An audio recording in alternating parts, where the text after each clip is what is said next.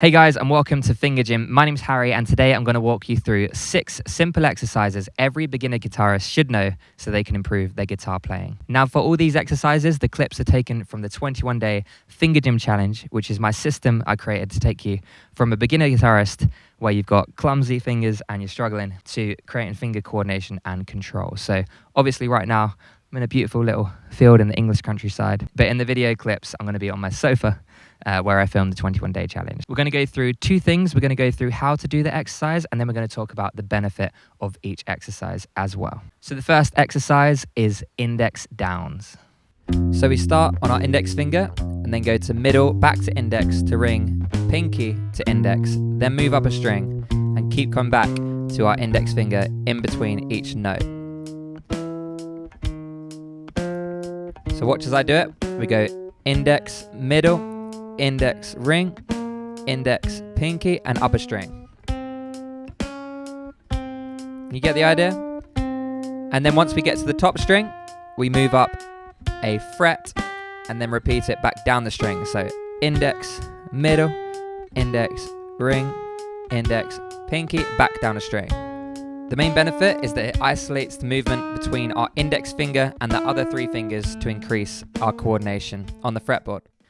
The second exercise is the ring and pinky exercise. So with this one, we only use our ring finger and pinky finger.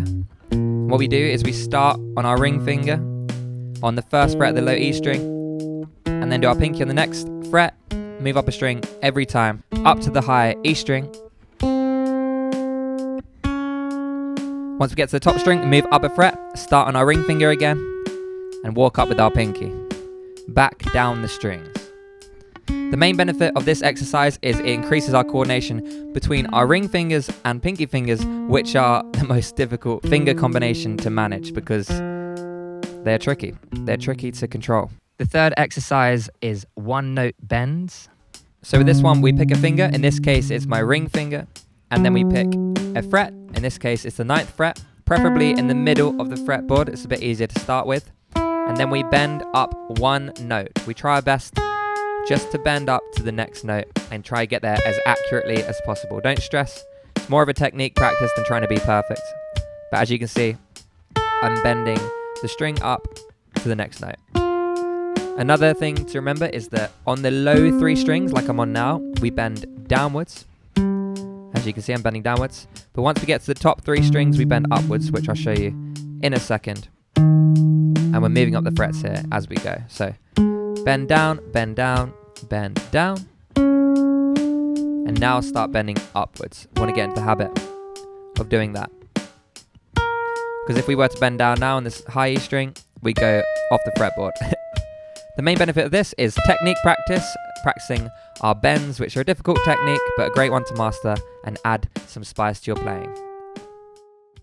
The fourth exercise are pentatonic hammer-ons.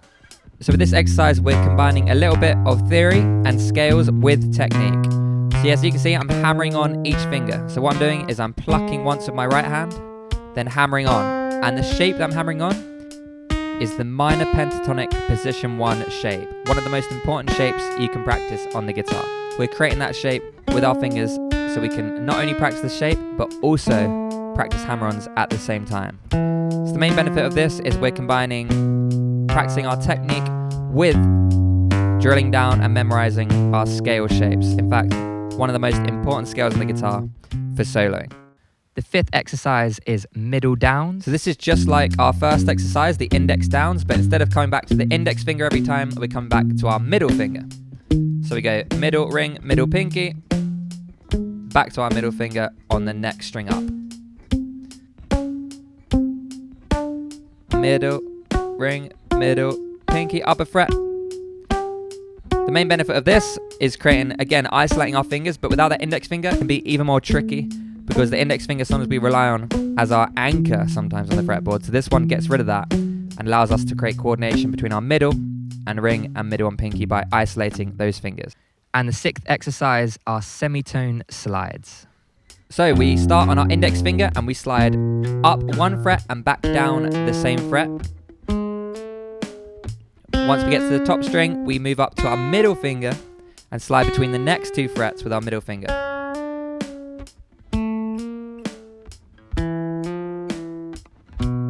So now we're going to move up to our ring finger.